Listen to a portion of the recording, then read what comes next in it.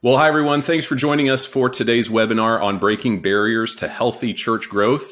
My name is Sean. I'm one of the ministry consultants here at the Unstuck Group. And in the next hour, we're going to get really practical about what gets churches stuck around the four most common barriers of 200, 1,000, 2,000, and 10,000.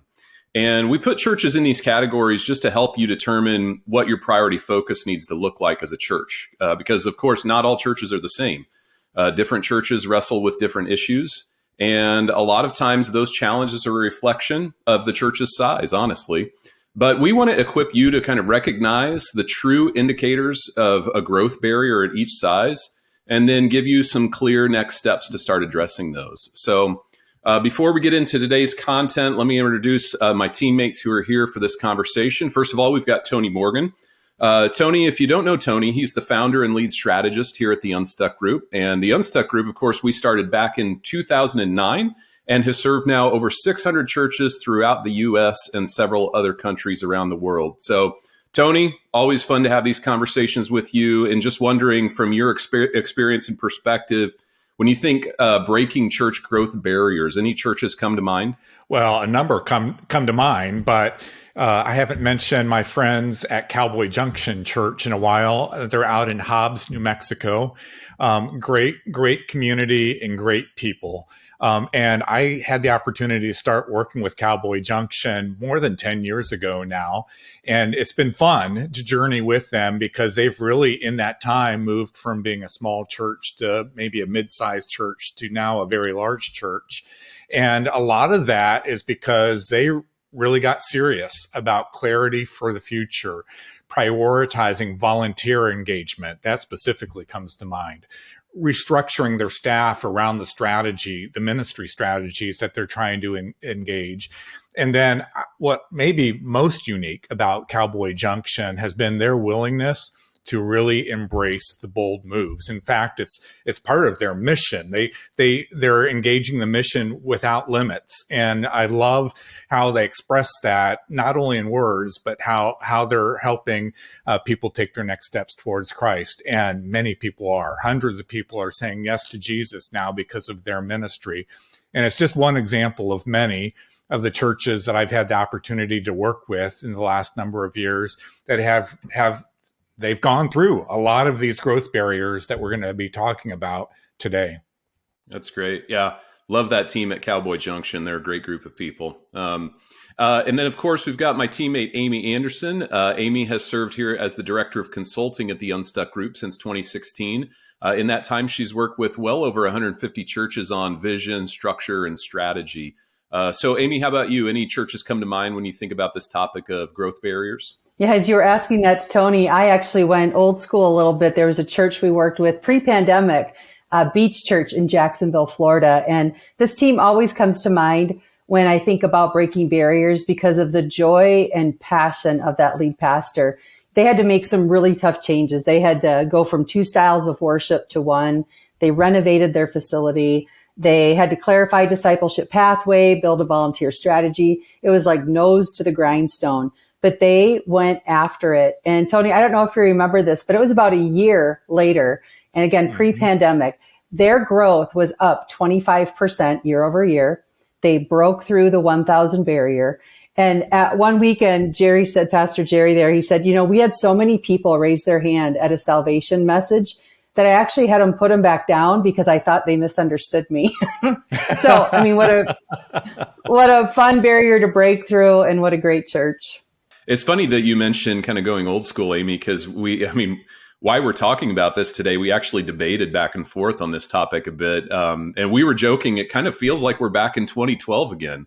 But ultimately, we decided to go forward with the topic. And Tony, I wonder if you just share a little bit about what you were telling us the other day. Yeah, in a way, it does feel like 2012 again. And I've just had a number of pastors, though, telling me that attendance is back up post-pandemic, and especially in the last 6 to 8 months. And many are reaching out now, a little bit surprised to find that they're once again bumping up against some of the growth barriers that we used to talk more frequently about years ago. But all of that is encouraging, though, because it's a reflection of the health that churches are experiencing right now, and including attendance growth. Yeah, Tony, I'll echo that. I'm seeing the same thing in the churches I'm serving.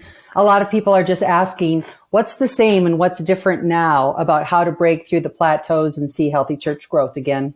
Yeah, absolutely. I've talked to 2 churches just in the last 2 days that are looking back at their 2019 numbers and are well beyond that. Even here we are on this side of the pandemic. So for everybody who's tuning into today, there's a specific decision that we're hoping to help you make. We're going to answer that question very clearly for you based on the unique perspective we have of serving hundreds of churches of all different sizes every year. Our hope is that you'll walk away confident and committed to taking one bold move towards breaking the barrier that you're facing right now. And we're going to walk through the 4 most common barriers that we see that get churches stuck: the 200 barrier, the 1,000 barrier, the 2,000 barrier, and then the 10,000 barrier. And I'll encourage you to pay attention to all of those barriers at all 4 different levels, even the 3 that you're not maybe feeling right now. I think it's helpful to know what challenges might lay ahead of you. And the growth barriers that we cover today are not necessarily limited to the specific church size that we associate it with. It's just that we see them very often in these specific sizes. Yeah. And Sean, let me just also note that it might be easy for any of us on this side of the pandemic to assume that our church's stuckness that we might still be experiencing is rooted in the challenges that we faced in 2020 and 2021. But I think at this point, that would be fairly naive. I mean, these issues were true before the pandemic began, and if anything, have only become even bigger because of the pandemic. That's right. Yeah. So just a few last details before we get into the content here. Of course, like every webinar, we have chat and live Q&A going. In chat, you can have conversations with others who are connected to the webinar, but the live Q&A is really where you want to submit some specific questions to our team. If you haven't downloaded the companion workbook that goes with today's conversation, you can go to theunstuckgroup.com/workbook, theunstuckgroup.com/workbook to download that. Of course, our team, Tiffany, Jordan, Amy, myself, we'll all be interacting in chat and live Q&A. So feel free to submit those questions. We'll answer them as we go as best we can. But if there are some that we can't get to, we'll try to follow up with a blog post or some other content to address those questions. And of course, if you want to share the conversation today on social media, we would love that. You can do so on Twitter or Facebook. Just use the hashtag UnstuckChurch. So hashtag UnstuckChurch for your comments. All right, let's dive into part 1. This is all about breaking the 200 barrier.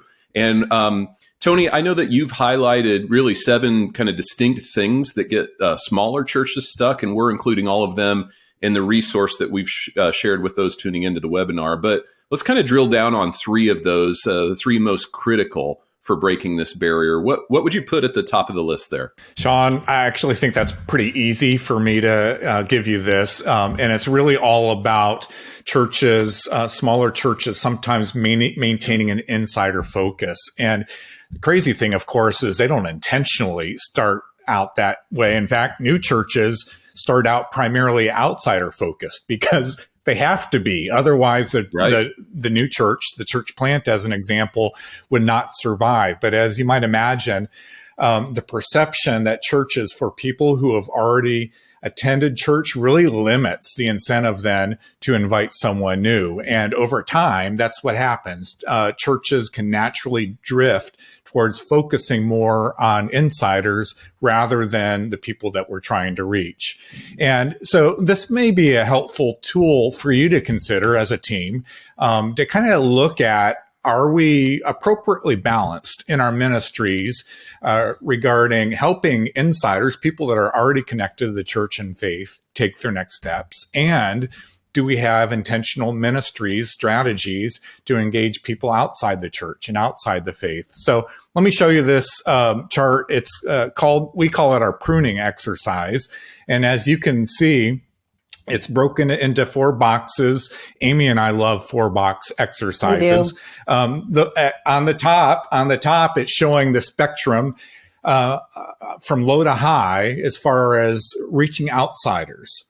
And then on the left side, you can see from low to high, it's ministries that are impacting insiders. And what I would encourage you to do is list out all of your ministries, all of your programs, even ongoing events that you do as a church, and plot them each in the different quadrants. You're not allowed to put a ministry in multiple different quadrants. You have to pick the one that you think best reflects that ministry as it relates to helping people that are in the church take their next steps and then reaching outsiders as well. And after you go through that, it'd be good for your team to step back and kind of just assess what you see. And what we find, of course, is in smaller churches that are stuck because of an insider focus, there's not much listed on the right side of this chart. In other words, when it comes to reaching outsiders, there aren't many, if any, ministries that are really focused on reaching outsiders. And then I think this would be a good opportunity if you happen to have some ministries, programs, events that are both low on reaching outsiders and low as far as impacting insiders in the church. Really, those might be great opportunities for your ministry to consider pruning those areas so that you can focus more on the things that are having the greatest kingdom impact. So where do you start?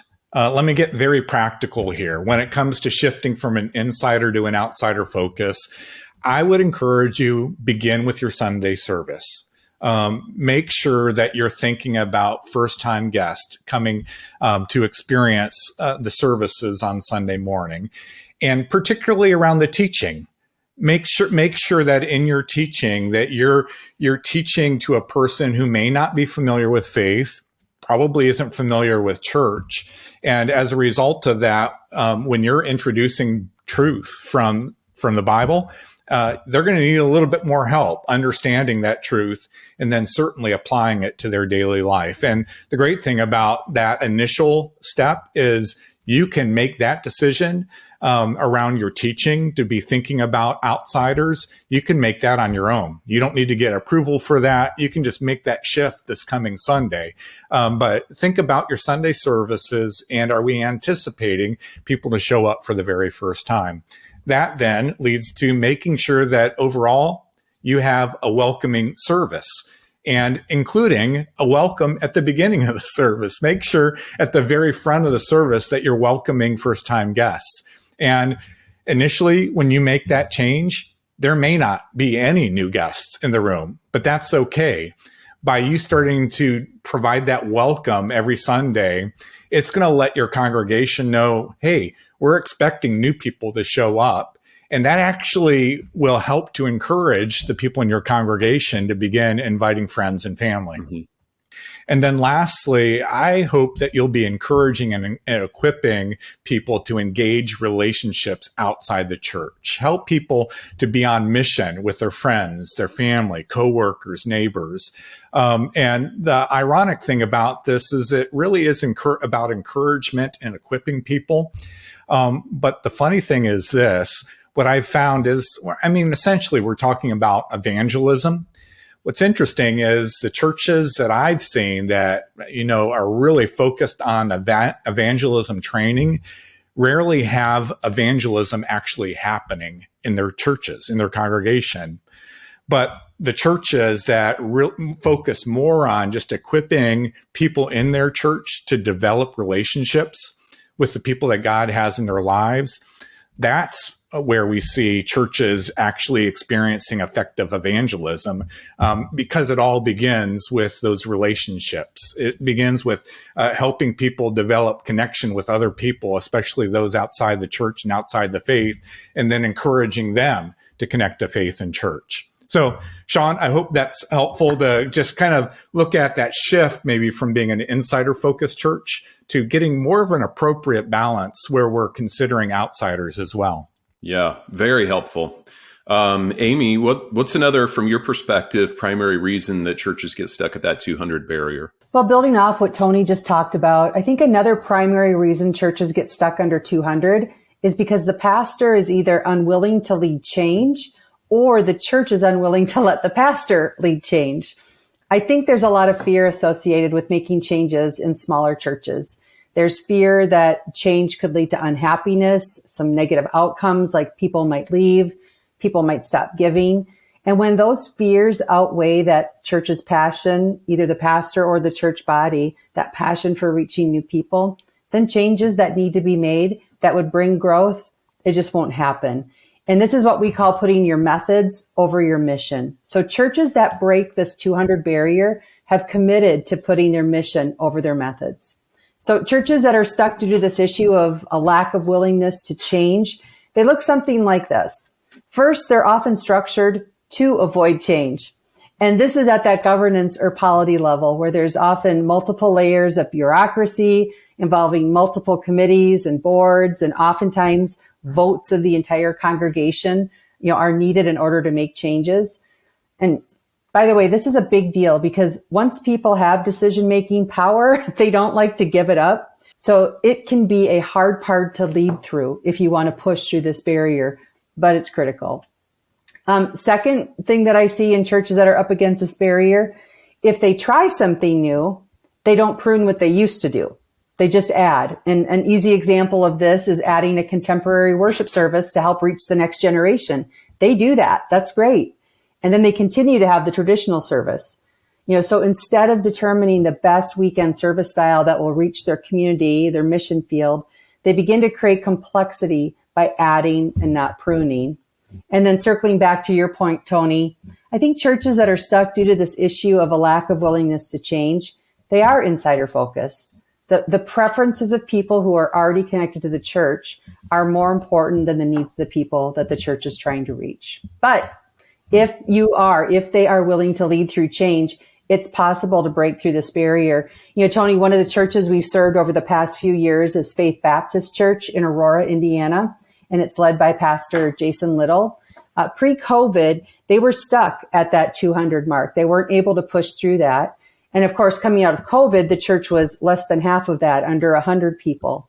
Well, today, just 2 years later, they are over 300 people. And so we reached out to Pastor Jason this week and just asked them, what enabled you to break through this barrier? And here's what he told us. He said, first, the Unstuck process caused him and his team to see that their church was 100%, his words, not mine, 100% insider focused. He said he had to get a fresh vision in front of the church and envision his team to have a focus on their mission field.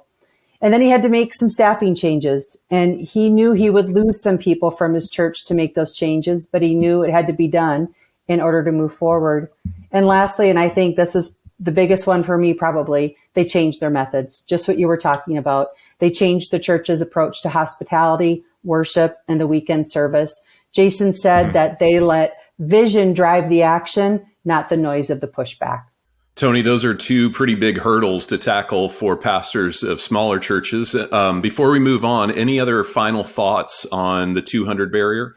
Yeah, Sean, this was as we were going through this, and Amy alluded to it, but ultimately churches this size often want different results without any change.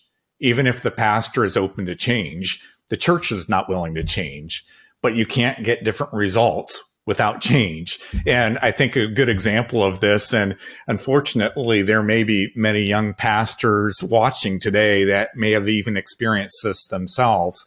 It's not unusual for us to hear about churches that have gotten older through the years. In other words, the church isn't old, the people attending the church have gotten older, and they want to start reaching younger adults, young families again.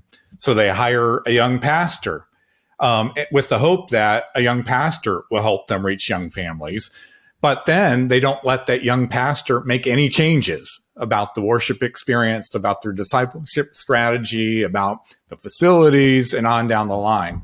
And so I just want to encourage pastors who want to break this barrier to study up on leading change effectively. In fact, we even have an online course lesson on this topic, and then consider bringing in somebody from the outside to support you. I mean, we've given hundreds of pastors at small churches an ally for leading these kinds of significant changes. So don't feel like you have to do it by yourself, but the type of work that we're talking about to break the 200 barrier is going to require change.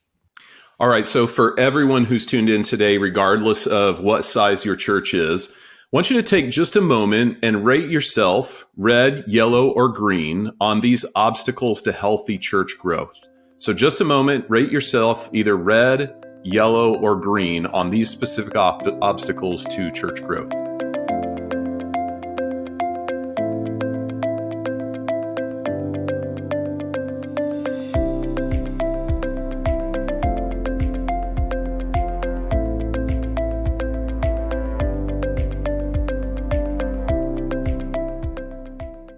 Okay, let's move on now to breaking the 1,000 barrier. So many churches bump up against this number for years and then level off and then start to decline again. So, Tony, what are some of the most critical obstacles to clear before growing beyond the 1,000 in average attendance? Well, you mentioned those churches that are growing and then they bump up against this barrier and seem to decline again. And we see this happen often. And what may come as a surprise is that many times the challenge is their governance. In other words, their board structure and their committees and how they make decisions. They're still structured like they're a smaller church. So an example from a church that I was connected with years ago, the church was bumping up over 1,000, but there was still not only a board, but separate finance committees, separate personnel committees, facilities, committees over different ministries. And what we noticed as the church is growing, that we were asking lay people, lay leaders to commit many hours to understand the complexity of the growing ministry in order for them to be able to make decisions. And so staff was trying to get volunteers caught up to speed on issues in order to help them make the decisions that the staff really could be making on their own. But because our governance was still structured the way it was preventing that from happening. And so what we found is we were pulling some of the best leaders into operations roles rather than leveraging that leadership to get ministry done, to actually engage the mission of the church. And so if this is your church, this is the time where really, rather than leaning on volunteer, especially volunteer committees in areas like finance and HR and facilities and leading ministries, we need to hire professional staff and empower that staff to handle these roles, including some of the operational functions of the church, so that we can free up lay leaders to actually engage the ministry. And what that will do is it will allow for faster and I really believe better decision making in order to help your church break through that 1,000 barrier. So where do you start to change this? Well, here's the deal. This is an area where pastors can give voice to this, but they really need an advocate from inside the church to help you move this type of change forward. Otherwise, it looks like the pastor is trying to gain control. That's not what we're trying to do here. We're trying to empower people that have giftedness and skills and experience to handle some of these responsibilities of the church, especially in growing churches. And so you may need a lay leader in your church or somebody from the outside to bring voice to this and to become an advocate for this type of change. Then I would encourage you to clarify and align the leaders around your church's DNA. In other words, get agreement on what's at the core of your ministry. Things like your mission, your vision, the values you embrace, the theology that your ministry is built on. Get agreement on all of that before you make any changes or even propose any changes related to governance. By working through that process, then, it will help you make sure that you're able to communicate to your church. The core of who we are is not going to change. We're going to make sure that gets protected. But in order for us to move forward as a ministry, there are some necessary changes we need to make in how we operate so that we can more effectively accomplish our mission. And then lastly, it's going to involve some hard work, but you do need to work through a process of clarifying the roles of the board and then the pastor and staff. And likely that's going to lead to some changes in your bylaws, but you want to have a coalition of lay leaders within your church that are advocating for these types of changes. And if you clearly communicate the why behind this necessary change, I think you'll find people that love Jesus, that love your church, and that understand the complexity of larger growing ministries and organizations are going to appreciate the need to make this type of change. Yeah. Amy, from your perspective, what's another key to breaking this barrier? I think another key to breaking the 1,000 barrier, it's kind of a 2-in-1 because they're connected. First, churches find themselves where they have not hired leaders. And second, because they haven't hired leaders, they're not leveraging volunteers well enough. And that this climb from 500 to 1,000, I think it's one of the toughest ones in the church. And what I see are churches along that pathway hiring doers to fill holes and cracks, and then they don't have equipping leaders on their team. And so I think a good place to start this conversation is to answer the question, how do we know if we have enough leaders? Or how do we know if we're not leveraging volunteers well enough? And so to answer that, I'd like to start with the data that we've gathered over the past decade when looking at growing churches versus declining churches. And from this data, we've established some good benchmarks that can begin the process of evaluating the answer to that question. So we have 3 benchmarks related to volunteers, volunteer leaders, and to staff. So first, let's talk about volunteers. Of course, volunteers are any adult or student serving at least once a month. And the important part here is you only want to count each person once. So if you've got someone who serves in 3 different areas, that's not 3 volunteers. That's still just 1 volunteer. And our benchmark in this space is to see 50% of our in-person attendance, take away the kids, serving at least once a month. That's the benchmark. The second one is around volunteer leaders. And of course, a volunteer leader is any volunteer that's leading other people. So our benchmark for this is 10-1. In other words, for every 10 people that attend our church, we want to have 1 volunteer leader in place. And this all gets to span of care, good relationship building, discipleship, and things like that. And then lastly, staff. As we talk about staff, we talk about it as full-time equivalents. So if you have a full-time employee, they are 1 FTE, 1 full-time equivalent. If you had 2 20-hour employees, that's 1 FTE because 20 plus 20 equals 40. So our benchmark here is that you have 1 FTE for every 75 people that attend your church. So I would just encourage you, do that basic math. What are the benchmarks and how do you compare to those? And once you have them, look at the results and look at how they interplay. In other words, what story are they telling us? I think one thing to look at is scope of ministry. So let's just say for an example, we have 2 churches that are similar in size. They both have about 900 people on average in-person attendance, adult students and kids. And both churches do the math and they realize, hey, we have 50% of our congregation engaged in serving at least once a month. We're right on target with the benchmark. Well, one church feels like they have most of their volunteer roles filled, while the other church feels like they are constantly short-staffed in their volunteer roles. So you go, what's the difference? Well, the first church has probably gone through a process to simplify the ministry strategies. Their scope of ministry is right-sized. But the second church, which always feels like they're lacking volunteers, maybe they've never pruned their ministry strategies and they're overprogrammed right now because they need far more volunteers than the first church. So scope of ministry is one factor to look at. A second factor, I think, are staffing levels. So again, let's say the first church has a staff of 12 FTEs and the second church has a staff of 24 FTEs. They're double the staffing level. If that were the case, I would guess that the first church has far more volunteer leaders in place than the second church. In other words, those 12 staff, they've got some good multiplying, equipping leaders on staff and they're giving ministry away. While maybe that second church, because they're so overstaffed, has a pattern again of hiring staff whenever there's a ministry need instead of equipping volunteer leaders. And in our experience, healthy growing churches are at these benchmark levels in all 3 areas.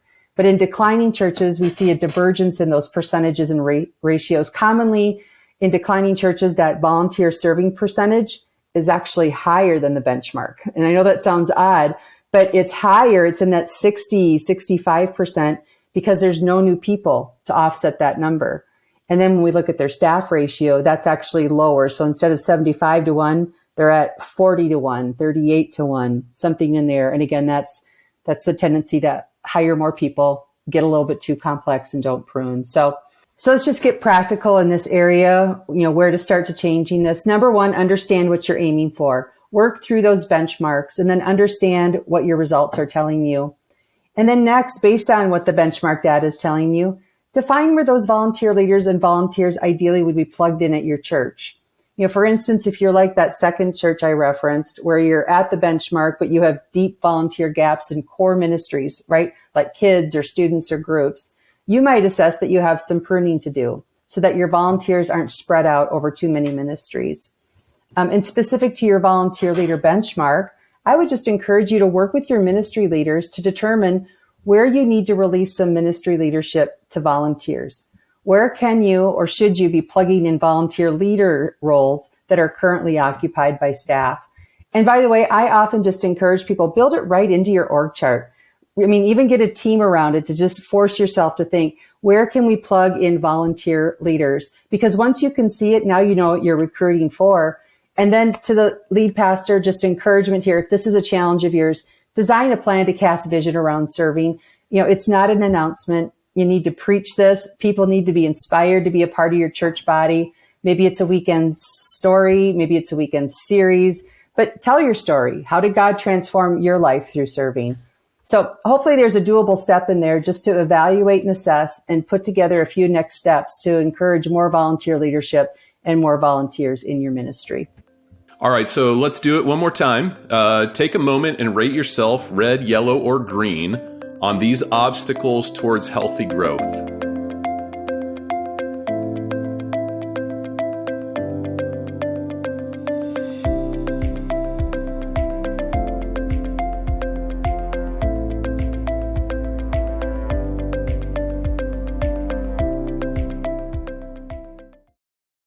All right, so let's talk about breaking the 2,000 barrier now.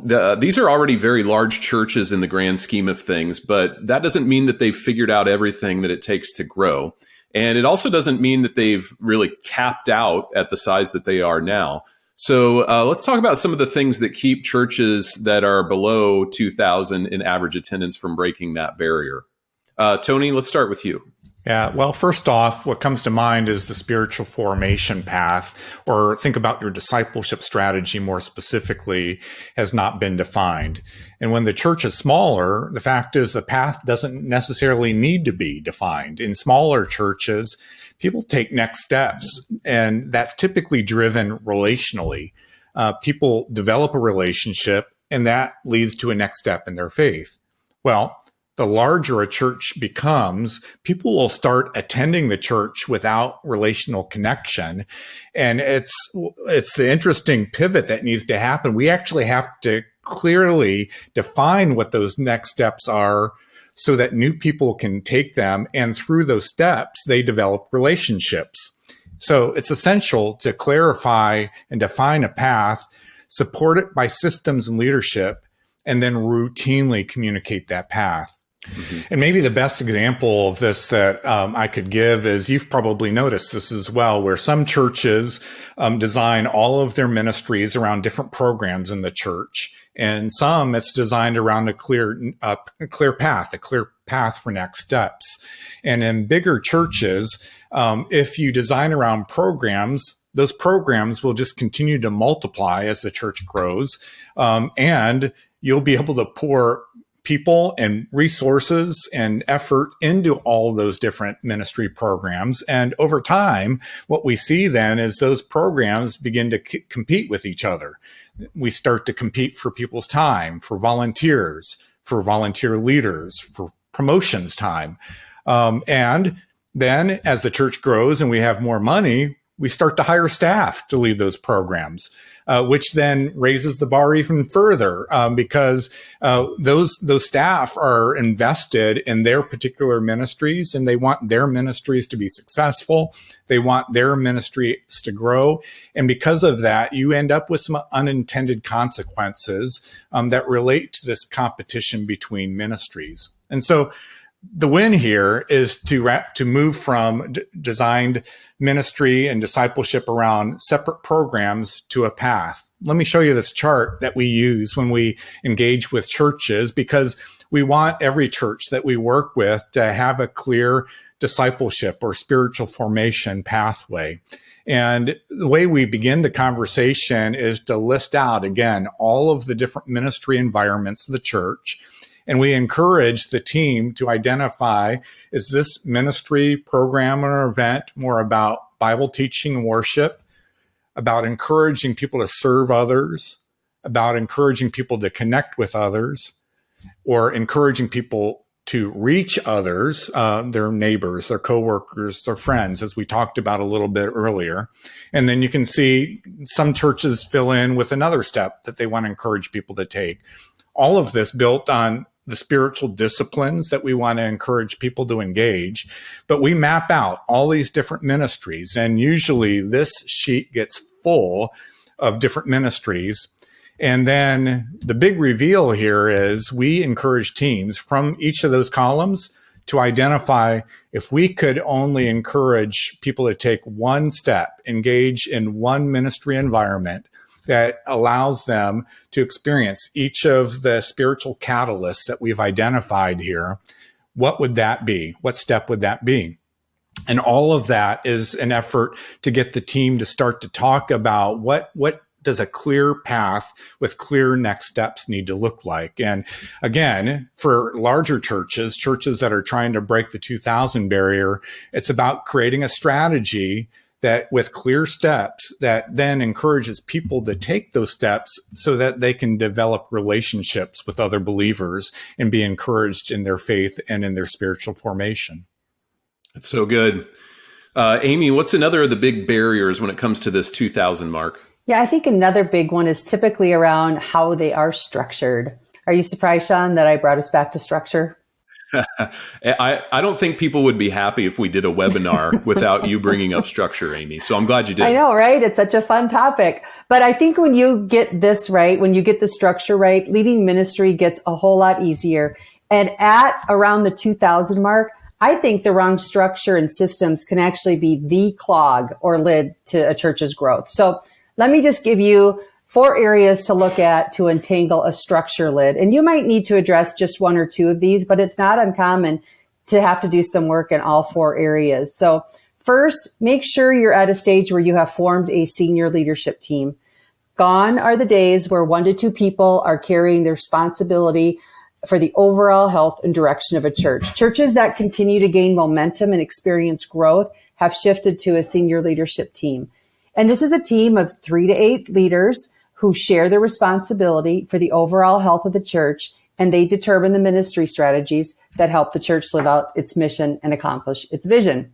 And this diverse team should reflect, Sean, I would just say the sharpest group of leaders in your ministry. Okay, so senior leadership team. Second, we want you to structure around strategy rather than trying to fit new strategy into an existing structure. How you're structured should come after the work that Tony and I talk about all the time. But first, you've got to clarify where your church is going, that vision. This is the picture of where God's calling your church, your next bold moves. Second, you have to bring clarity to what success looks like in the next 12 months aligned to that vision. These are your mission goals. They're your targets, your ministry goals for your church. It just brings clarity. This is what we're aiming at. And then identify your core ministry strategies, your methods that you believe will help you accomplish your goals. And when this work is done, now you're ready to align your structure to those strategies. So third is, as you build your strategies, clean up your ministry lanes. Tony was just talking about it. You need to have clarity around who's responsible for what.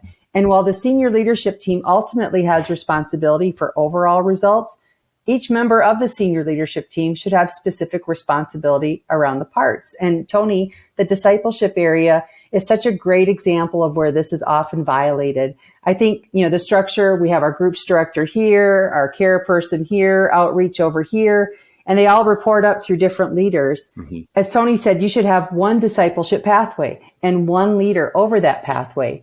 And doing this ensures that you have one vision for discipleship. It clears up decision rights. It brings unity around all the next steps you want people to be taking, not three leaders all champion for their next step.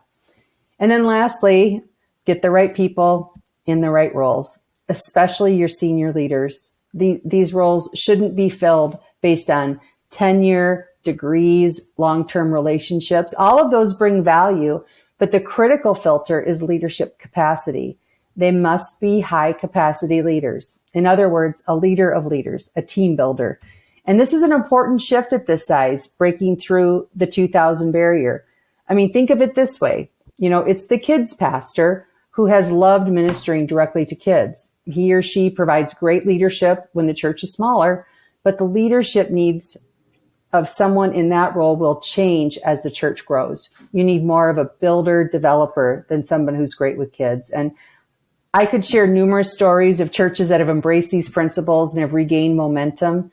And of course, these 4 steps are not accomplished in 2 days. These churches have embraced the discipline of strategic planning and then structuring around those plans. But when this is done well, not only have the churches grown, but Tony, I think it's a new day for the lead pastor, because now that lead pastor can truly do what only they can do around vision, teaching, leadership, and culture, and they can get out of the weeds and out of the minutia. So if you're feeling the strain of these topics, just evaluate and ask yourself, do we have the right leadership team? Do we have a team of 3 to 8 people that are carrying the responsibility for the health and direction of the church? Second, are we actually structured around our core ministry strategies, and are our ministry lanes clear? And then lastly, do we have the right leaders with the appropriate leadership capacity in all of our leadership roles? Are they leaders of leaders or more ministry doers? So I think answering those questions will help you identify what your next step is in this area. Yeah. Tony, before we move on to the last barrier, any others that you want to highlight? Yeah, Sean, let me just add this really quickly here. I also want to mention here for these churches, you have to have a clear digital ministry strategy at this point. For smaller neighborhood churches, digital ministry is less important. But if you're trying to reach a community or trying to reach a region, you have got to have a strategy for reaching new people using digital tools, solutions, website, social media, and on down the line. And since the front door of the church is now online, the lack of a clear digital ministry strategy really can become a major gap that inhibits future growth online. And then that will impact your in-person ministries as well. So, the first thing here is you have to define the win. And by that, I mean this. I've had conversations even within recent weeks with larger churches that they're still wrestling with the question, are we trying to be a online church? In other words, everything that we offer as a ministry, every step that we want to encourage people to take, we want to make sure people can do that online. That's one approach. The other approach, and this is the one that I advocate for, is that we not try to be an online church, but rather look at online strategies and online tools to encourage people to connect to the church, where people can actually join us for a service, to engage relationally with others, and to look at online as being the front door for the church rather than being the church itself. And so start with defining what's our win. What are we really trying to accomplish? Once you clarify the win, then you need to step back and really build the strategy. How are we going to, if you decide, leverage online as the front door of our church? How are we going to leverage our online strategy in order to encourage people to actually connect with other people inside the church? And then you need to build a team. And I was surprised. We just looked at some recent data for staffing across all sizes of churches. And what was fascinating to me is when it comes to communications and digital ministry strategy, churches were all across every size they were basically investing the same amount of dollars for these roles in these ministry areas. And I think for larger churches, this is one of those areas where we need to be investing more resources and staffing to help us accomplish this aspect of what we need to be engaged in as a church. And then lastly, you need to track it. I mean, make sure that the strategy you have and the team that you've built is actually getting to the win that you're trying to accomplish when it relates to your digital ministry strategy. So those are, again, Sean, I think 3 different ways that we can try to break through this 2,000 barrier. All right, for everybody who's tuned in, before we move on, take just a moment and rate yourself red, yellow, or green on these specific obstacles that we've covered, and then we'll be back to cover the last growth barrier together.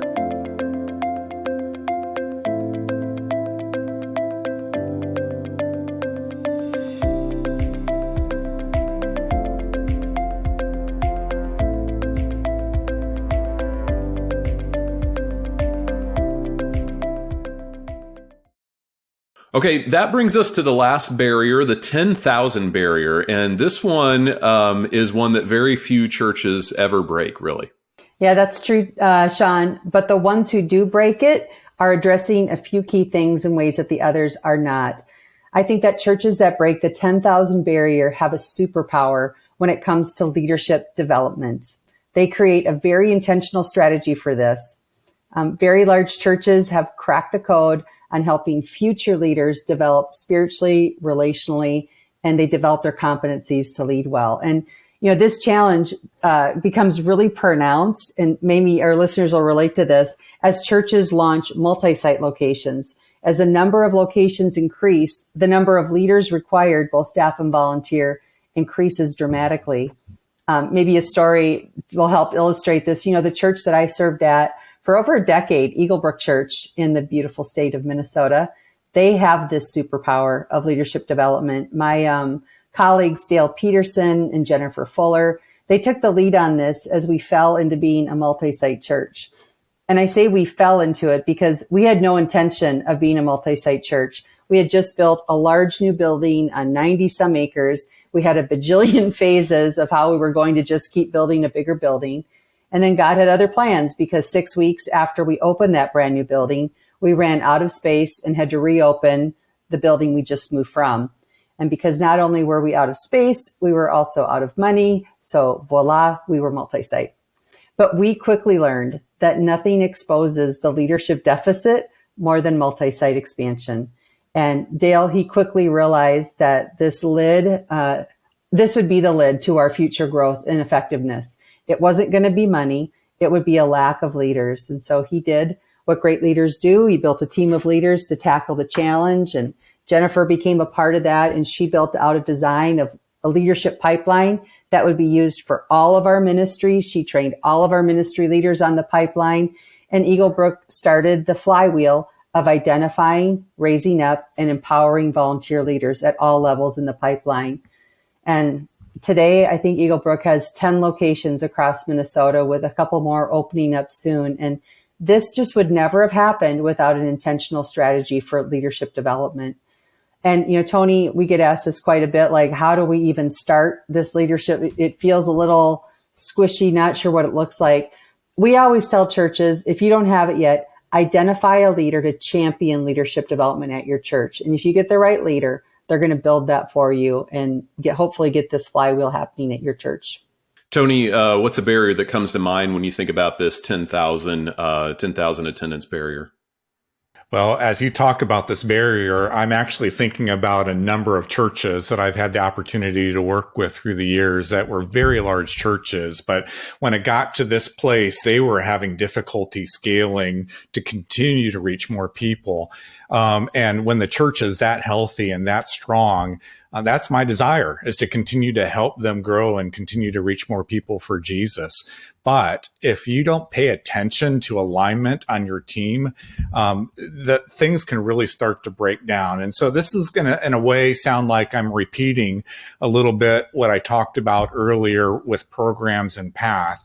But churches that get to this size and really resource and build up staff teams, if they don't address it, ministry silos will begin to develop. I mean, it's just a natural outgrowth of the increased number of people in ministry programs in churches this size. And rather than focusing on the overall health and growth of the church, ministries become very protective of their own programs, and they begin to compete with each other.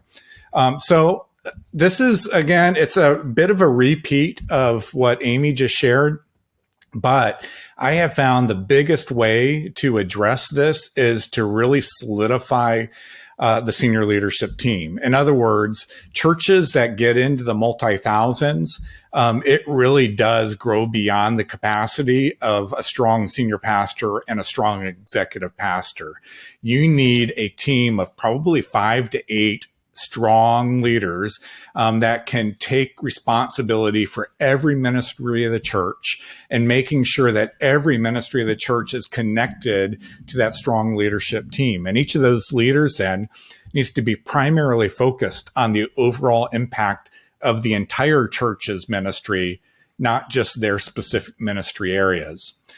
So this is what I've seen. Again, I've seen this play out countless times with very large churches, is over time, they've kind of fallen into a big flat structure where there are multiple pastors and multiple ministry directors either reporting to the executive pastor or in some cases reporting directly to the senior pastor.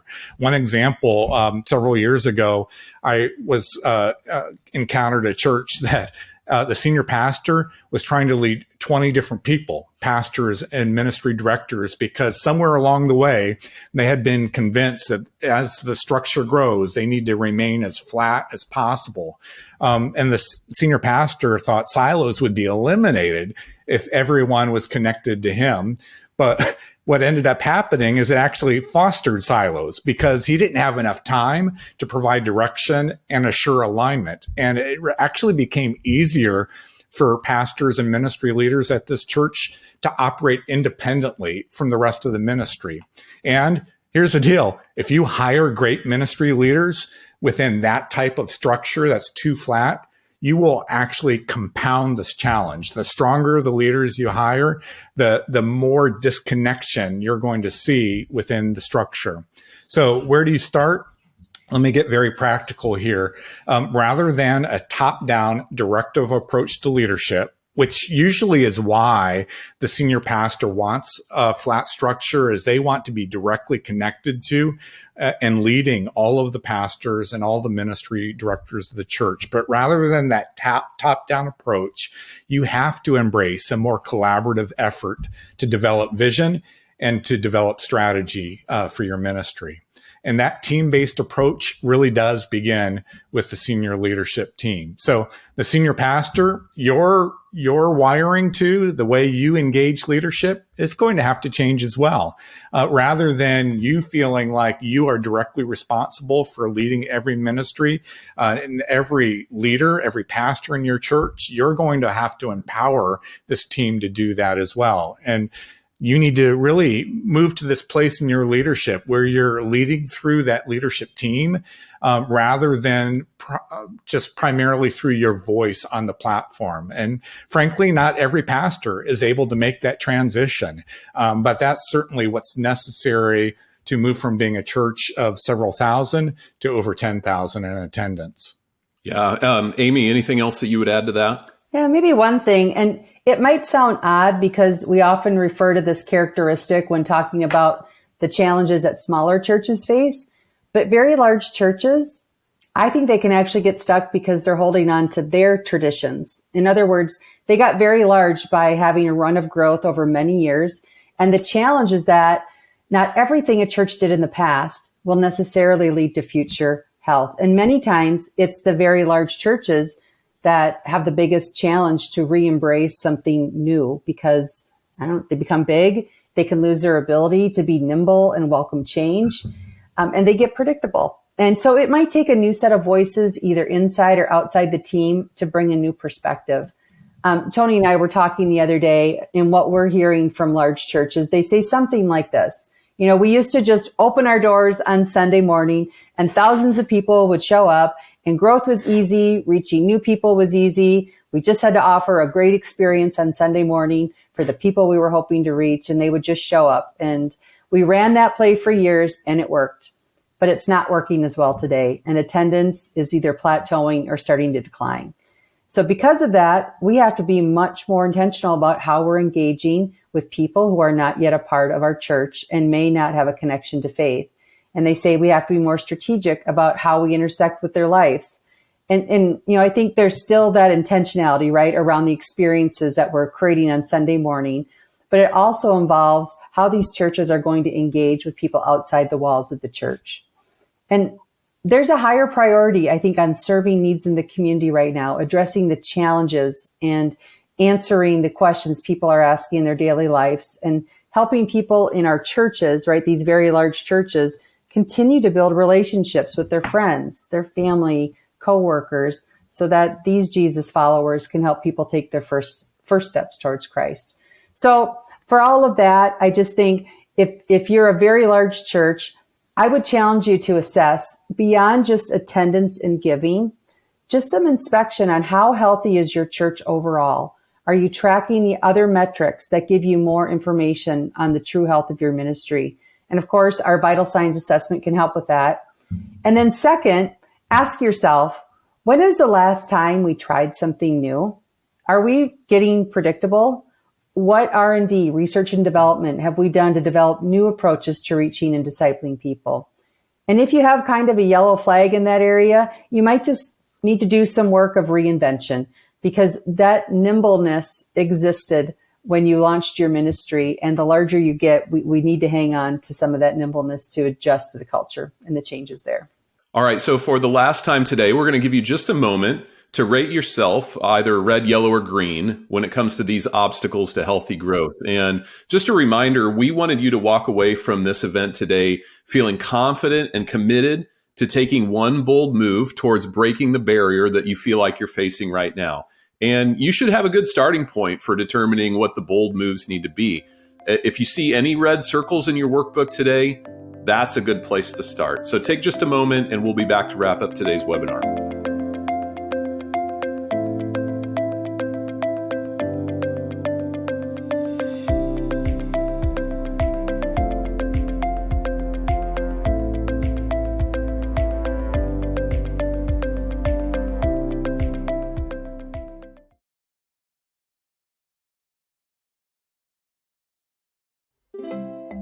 Your children's pastor and your finance director probably have different styles of thinking.